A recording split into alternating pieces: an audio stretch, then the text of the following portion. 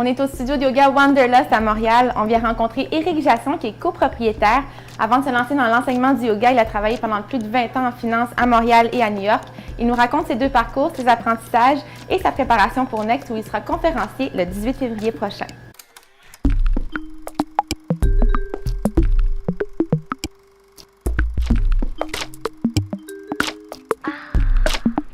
Quand même.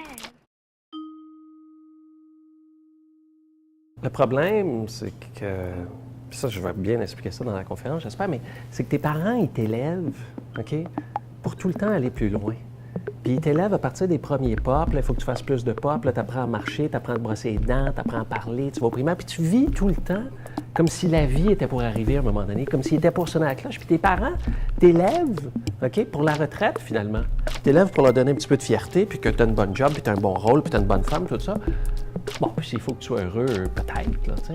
Fait que tu penses tout le temps que la réalisation de toi, de soi, la réussite, le succès, c'est à travers tes rôles. Ça vient à l'extérieur de toi. Fait que même si tu es à New York, si tu reviens à Toronto, je suis en charge du banc de desk, j'ai une grosse job, je reste sur le terrain de golf de Glen Abbey, j'ai une grosse maison, c'est encore pas assez, tu sais.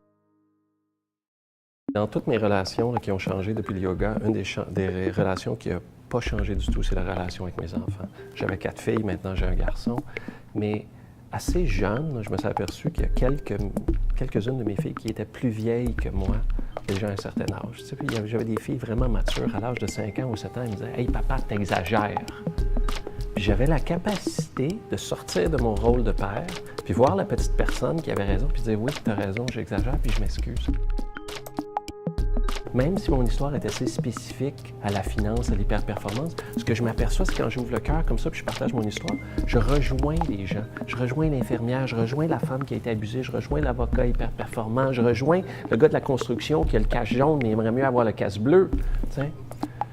Puis le défi de tout mettre ça dans la conférence de Next, pour moi, c'est de dire ça dans une dizaine de minutes, par exemple.